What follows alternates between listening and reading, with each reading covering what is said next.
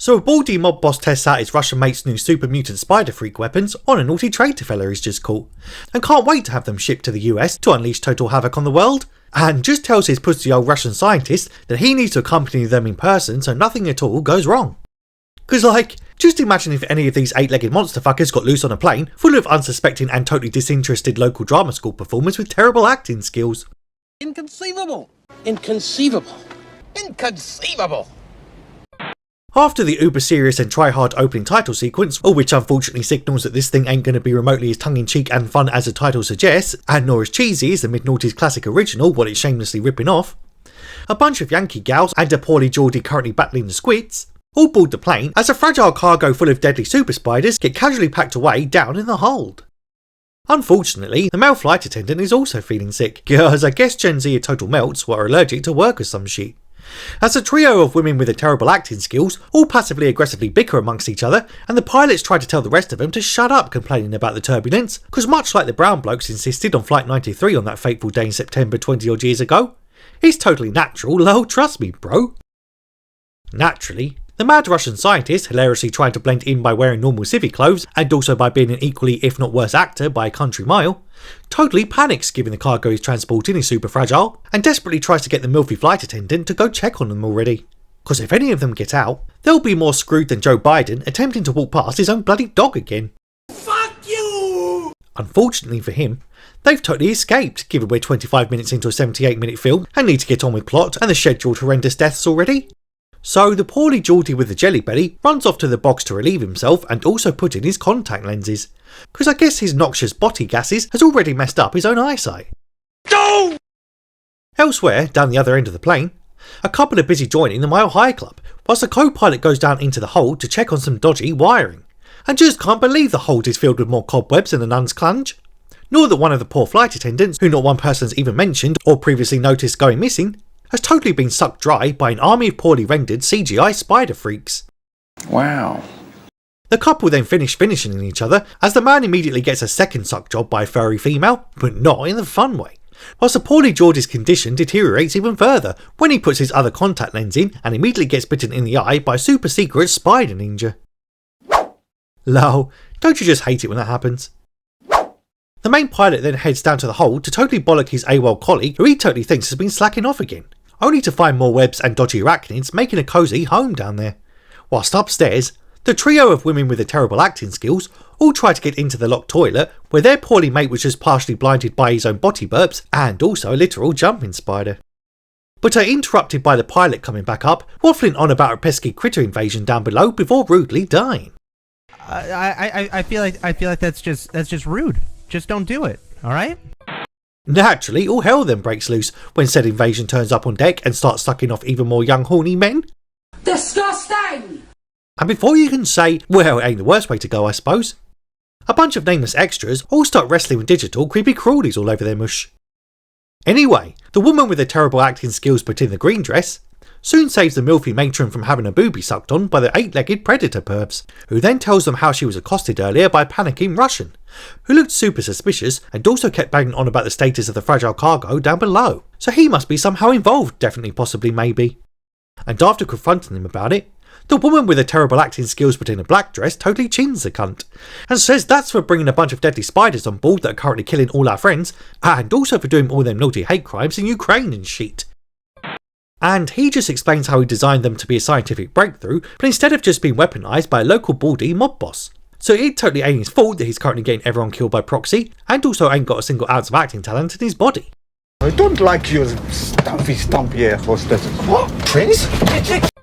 Now realising no fuckers left to fly the plane, Geordie Nick Fury bursts out of the bog and reveals that the woman with the terrible acting skills but in a green dress has totally flown planes before when her dad used to teach her to fly small Cessnas as a kid. So they just say, and tell her to shut up and go save all our lives already, bitch. Do it.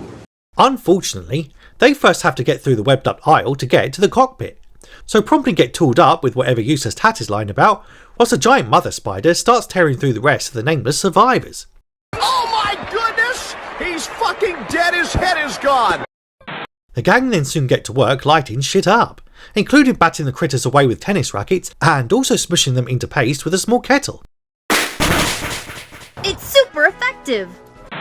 But just as they get to the other end of the aisle, the mother spider takes revenge on the soy boy air hostess and says, "Ain't so tough now without your little kettle, are ya, bitch?"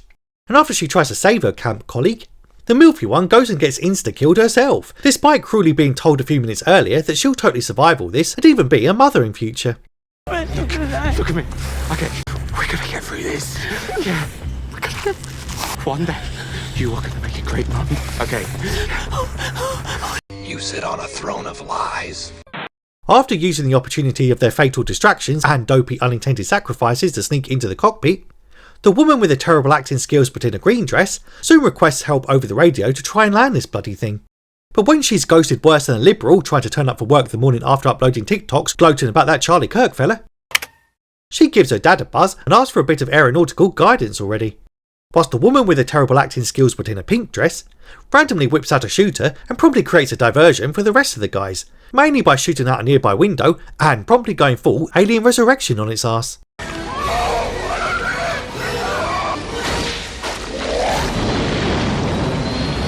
Boring, sloppy, lazy. Meanwhile, the dad just can't believe his daughter, what loves a green dress but not attending weekend acting classes, is totally trapped on a crashing plane full of deadly man-eating mutant spider freaks. Well, there's something you don't see every day. But casually guides her into preparing to land the jumbo jet single-handedly. It's gonna be super easy, barely an inconvenience. Also meanwhile, the pussy old Russian attempts to talk things through with a giant psycho spider what he raised since birth, even though the ensuing flashback clearly shows it not being able to speak Russian and thus never having understood a bloody word he was saying.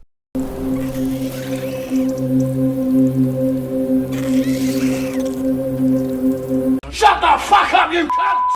So just ends up getting defenestrated alongside his once little but now super large furry pet, whilst the others finally join their new pilot mate in the pit of cock. But soon cut short the celebrations when their other mate reveals that she's been quietly losing blood for the past half hour, yo! Oh shit, not good. So the one-eyed Geordie bloke volunteers to head back out to retrieve a medkit, whilst the others just beg him to stay and I guess just let their friend bleed out right in front of them. Oh, that's cold. Naturally, he promptly asserts his manhood and God-given right to rule over all women by virtue of being born male, and swiftly overrides his sociopathic nutjobs and heads on out to find the med supplies. No, seriously, they're totally sociopathic nutjobs, son. Oh, by the way, I slept with someone in the toilet. You did what? Was he cute? Yeah, he's probably dead now. Oh. Yeah. At least I don't have to call him. Yeah? Easier than ghosting. Fuck you! Fuck you! And fuck you! And after the half-dead gal runs off to find the guy who himself ran off to try and help her, they run into a second Giant fuck-off spider! and it looks like it's curtains for the pair of women with the terrible acting skills but in a black and pink dress respectively, until the Geordie heroically intervenes and, checks notes, pushes a giant spider into a wall of some sort. Okay. But it promptly stabs him through the heart anyway in a final bout of vengeance and then takes Black Dress with it to boot. And upon returning to the cockpit, Pink Dress just can't bring herself to relay to her best friend just what happened out there, mainly because this script is just so fucking incomprehensible to be fair. Yeah, that makes sense. And we end with the girls landing the plane. It was super easy. Whilst 1 month later, the Geordie turns out to have totally survived and is feeling much better now he's become a full-on Peter Parker type human spider fella, before a news report reminds us in hilariously cringe fashion just how utterly insultingly stupid this movie was. It's been 1 month since the eight-legged fly disaster where 4 20-year-olds landed a spider-infested commercial flight. Fucking unreal. And that's it. That's the movie.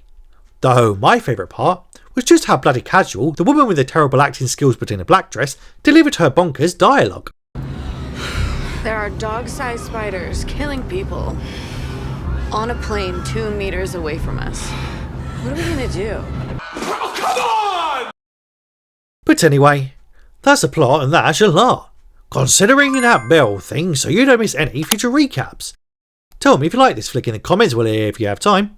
And I'll rip off a classic guilty pleasure but bizarrely strip it of all fun, humour and even boobs with you in the next one.